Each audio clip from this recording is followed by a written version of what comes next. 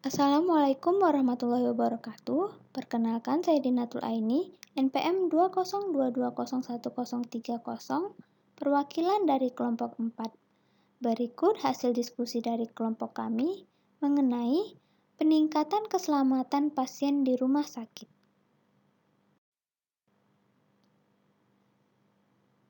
Anggota kelompok 4 terdiri dari 11 orang.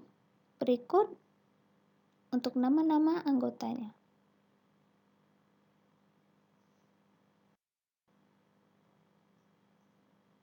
Di sini akan dibahas yang pertama, latar belakang.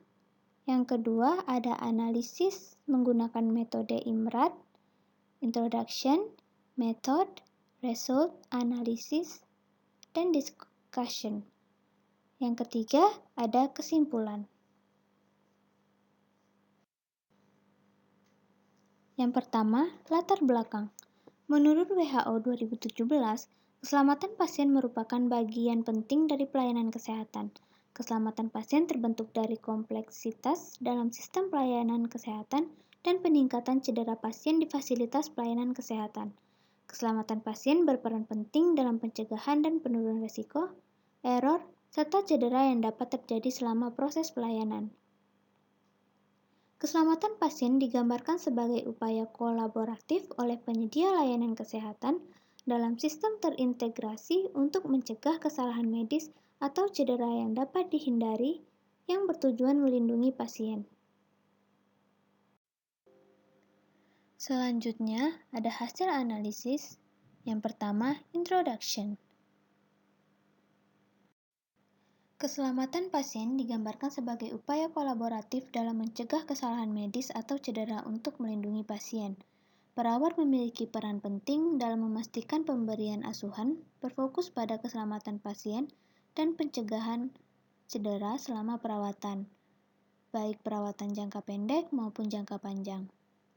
The Joint Commission International sebagai lembaga akreditasi internasional dan Komisi Akreditasi Rumah Sakit menjadikan keselamatan pasien sebagai salah satu standar yang harus dipenuhi rumah sakit dalam memberikan pelayanan. JCI dan QARS masing-masing menyampaikan sasaran keselamatan pasien terdiri dari 6 sasaran.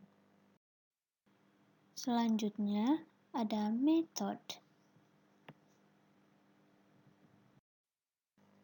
Penelitian menggunakan kuantitatif dengan metode deskriptif dan cross-seksional.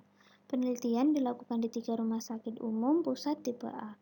Teknik pengambilan sampel menggunakan kuesioner data demografi responden, safety attitude questionnaire, dan kuesioner implementasi keselamatan pasien berdasarkan SNARS.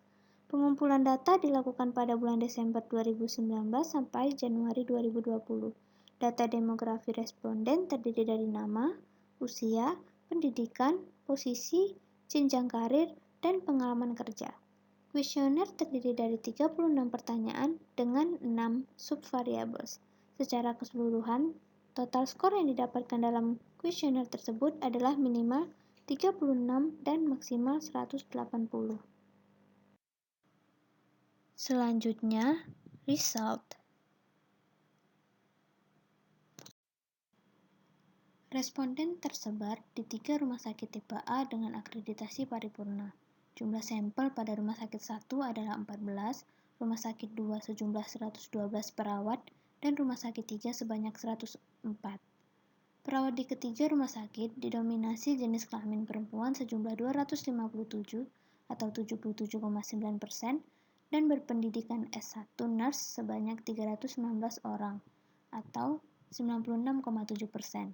Secara keseluruhan, hubungan antara sikap keselamatan dengan implementasi keselamatan cukup erat, sedangkan untuk usia dan pengalaman kerja memiliki pengaruh signifikan dengan kekuatan yang lemah terhadap implementasi keselamatan pasien. Selanjutnya, analisis.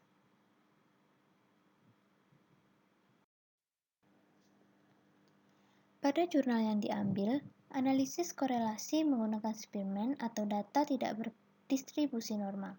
Analisis hubungan antara karakteristik responden dengan implementasi keselamatan menunjukkan berdasarkan hasil jenis kelamin, terdapat perbedaan signifikan pada implementasi keselamatan, di mana rata-rata nilai min perempuan lebih tinggi dibandingkan laki-laki. Faktor tingkat pendidikan tidak berpengaruh signifikan dengan implementasi keselamatan.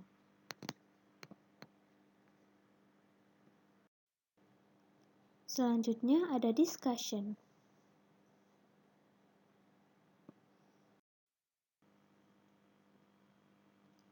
Pengalaman kerja dan jenjang karir merajuk pada waktu dan proses yang sudah dilalui oleh perawat dalam implementasi keselamatan pasien. Kerjasama tim yang adekuat, peningkatan organisasi secara berkelanjutan dan dukungan dari manajemen terkait keselamatan pasien dapat meningkatkan implementasi budaya keselamatan pasien di rumah sakit. Dapat disimpulkan, organisasi memiliki peran penting dalam menciptakan sikap keselamatan staf yang baik untuk menunjang implementasi keselamatan pasien dan menghindar terjadinya insiden keselamatan pasien. Dimensi kedua dan ketiga adalah suasana keselamatan dan kondisi di lingkungan kerja. Kedua subvariabel memiliki hubungan signifikan dengan tingkat mortalitas pasien serta berpengaruh pada patient outcomes. Nah, berikut kesimpulannya. GCI dan KARS masing-masing menyampaikan sasaran keselamatan pasien terdiri dari 6 sasaran, yaitu identifikasi pasien dengan tepat, meningkatkan komunikasi efektif, meningkatkan keamanan high alert medicine, terlaksananya proses tepat lokasi, tepat prosedur, tepat pasien yang menjalani tindakan dan prosedur atau memastikan keamanan operasi, mengurangi risiko infeksi dalam pelayanan kesehatan, dan mengurangi risiko cedera karena jatuh. Sekian hasil diskusi dari kelompok kami. Jika ada yang ingin ditanyakan, bisa disampaikan. Mohon maaf jika ada salah dan kurang. Wassalamualaikum warahmatullahi wabarakatuh.